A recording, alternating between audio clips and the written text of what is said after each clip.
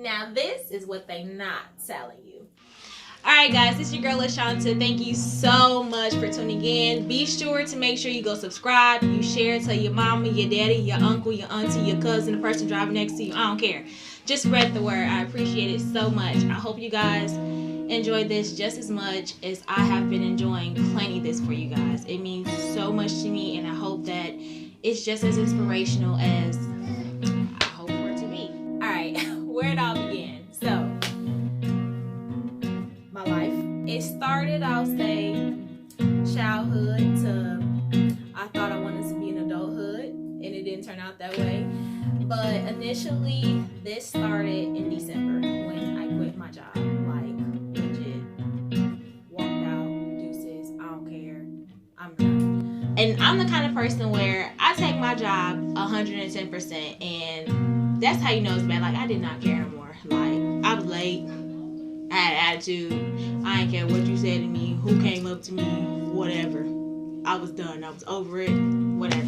But I knew something better was coming. I don't know what, I don't know how, I don't know when. I just knew that something better was coming for me. Like, I had already been struggling. I finally reached some goals. I'm like, I can't go backwards. It's only 4 from here, so it is what it is. So I literally got in my car, put that thing in reverse, got to a light, and all I knew was like a monkey and a horse left my shoulders and my mind. Like, that probably don't even make sense, but that's how I felt. Like, literally, I knew I was not going back. It ain't for everybody, I can tell you that. So because I knew something better was coming, I think my faith was either on 100 million. That ain't a word, but it was on 100 million, because I ain't had nothing, like nothing. I knew my bank account was set up perfectly for like 3 months, but that was it. Before the year was over, I got a phone call from the place that I wanted to work at. So I got a biology degree. Might as well use it, right? Got a phone call from the hospital. Yes. It's December what? 19th or whatever. Had a phone interview. Cool. Got a call back. Personal interview. December 27th. Right before I was going to Maryland. I'm like, yo, this year ain't even over yet. Stuff coming through. And got the job. So I'm set. Like, my life is moving forward. I knew that it was time for me to move on, to better adventures. That place was not for me. Just to get slapped in the face again. So, get the job, get a phone call saying, hey, we really loved you. The position that we had open for you is no longer available. Bitch, what? What you mean? Like, how I start and then I stop. So, long story was, the girl who was supposed to leave didn't leave. So, I'm out of a job. Whatever. I'm like, okay, I still got faith. Something gonna happen. I mean, God ain't gonna let me just fall for no reason. Keep applying. I literally had to have applied to like 35 jobs. Like, I'm not lying. It turned to February. No call back. No email. Every email I got was, thank you for your interest. You know what I'm saying? Unfortunately, we saw other candidates who were better qualified. Whatever, cool. I'm starting to stress out, because all I could think about was my bank account. My bank account slowly depleting. I got like 1 more month and I'm done. I got a homegirl who was like, yeah, I work at LabCorp, you know what I'm saying? I might be able to have my manager look into your application, whatever. I'm like, okay, cool. Now I get what people say when it's about who you know and not what you know. You can have 1,000,001 degrees and can't get not nan job. So my friend put me on. I sent her manager an email. I finessed that email like I was somebody, I don't know who, but I was it that day. She called me back in 2 minutes. Like, this is so crazy because I sent her the email. 2 minutes later, I get a phone call from an Ohio number. I'm like, Ohio? I'm thinking it's a bill collector or whatever like that. So, you know how, like, you think it's a bill collector, you pick up and you don't say nothing. I literally was like, she's like, is this LaShanta? I said, yeah, this is she. She said, this is such and such and such and such from LabCorp or whatever like that. I was so impressed with your email that I decided I needed to give you a phone call. I'm like, oh, thank you.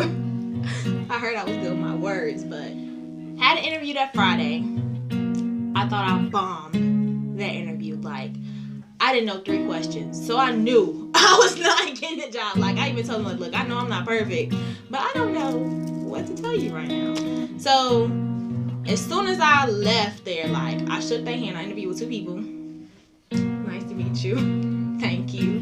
Walked out, hit that corner, threw my scarf over my head, like, oh, that's over. Next. Called my mama ASAP. Mom, I'm over. It's done. It is what it is. It ain't for me. Maybe I'm just stupid. I don't know. She's like, no, the jobs that you do the worst on, that you think you do in your interviews, be the best ones. Whatever. Stop lying to me.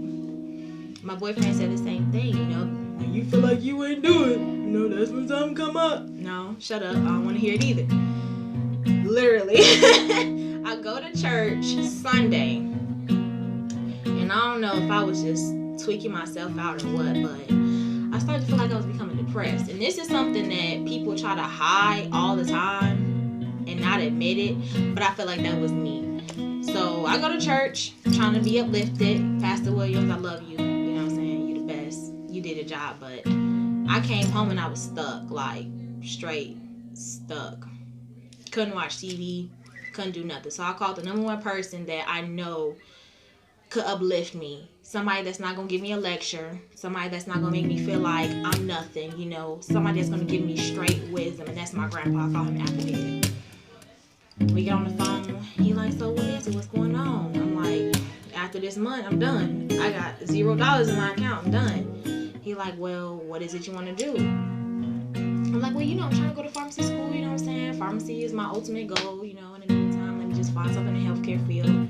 Get my foot in the door. And he like, okay, is that something that you truly feel like that comes natural to you? I'm like, is anything natural these days? You know what I'm saying? Like, a job is a job.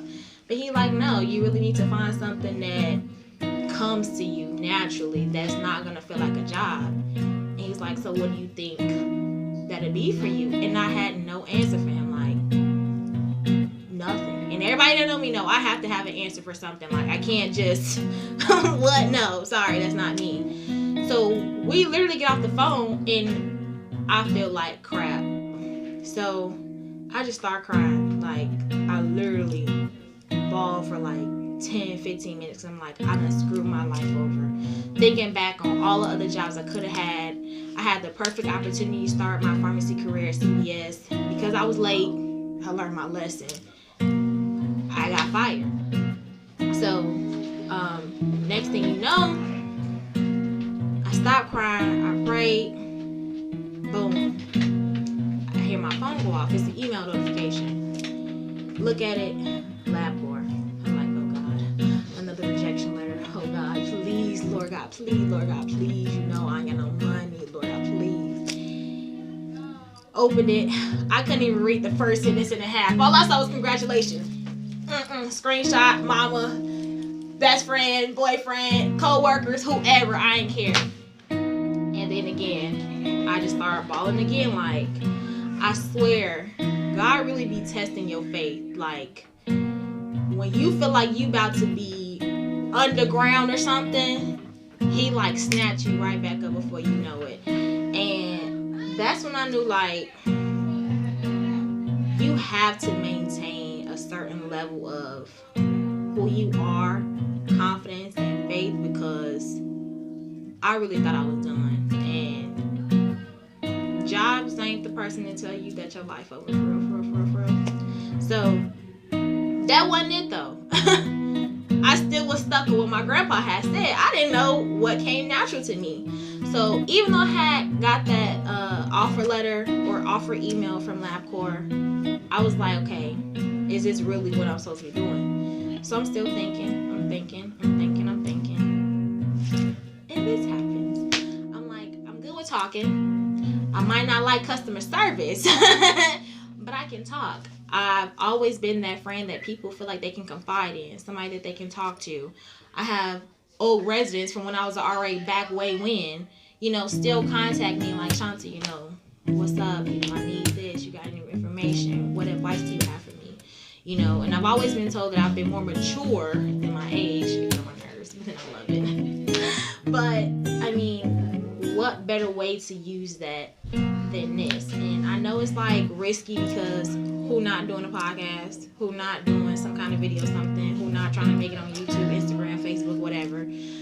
But this is what I know I can be good at. And my message that I have is not just gonna help people in their 20s, their mid-20s, people that's a teenager, people going into college, whether they want to go into college or not, people in their 20s, their late 20s, shoot, senior adult, the senior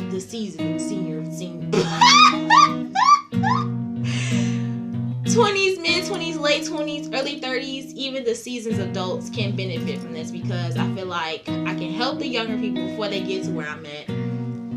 I can relate to people that's in my situation, and I can help the seasoned adults help their child not go through what half of us done went through. You know what I'm saying? So ultimately, I feel like this is what I'm meant to do. And it's so crazy because the pastor said, your gifts are not your own. And I'm like, what? You feel like you're gifted with something, that's who you are. But your gifts aren't meant to benefit other people. Because if you think about it, it's really not doing nothing for you. You enjoy doing it. But what you're gifted at kind of grabs other people into you. It helps them in a sense. Like my friend Emil, who helped me out. This is art. Okay. I ain't no artist, you know what I'm saying? Go check him out, Emilio Mars. But art draws people in. It calms them. You know what I'm saying? Talking calms me. Music help people. That's why singing, acting, shoot. We need a stress relief. We'll go home, get off work, we turn on TV. Your gifts are not your own. So why not gift you guys with this? So I have a lot of great stuff coming up. Of course, your first episode is always like the suckiest because it's like the intro. But I promise you. Episode 2 on through. I got eight episodes so far. So just stick with me. Stay by my side. Follow. I promise you won't be disappointed. Just a heads up, a little sneak peek. Next week's episode is called My Mama Lied. Okay? So, Nicole, I love you, Ma. I'm sorry I called you Nicole in public. But, Ma, I love you, but it's nothing like that. It's literally just about our childhood. We were lied to, for real. Because adulthood ain't nothing like it was on TV. Or what our parents made it seem like. I promise you. So, just stick with me. Stay tuned. Please hit that subscribe button. Follow, like I said, share. I don't care if it's the person sitting next to you at the doctor's office or the person who honking at you outside your car. Just please support. Please stay tuned. I love you guys. And before I go, I ain't got no shame in my game. I'm sorry, I don't. I want y'all to remember this. Always live a little. Alright? Live a lot. Laugh a lot. And fart a lot too.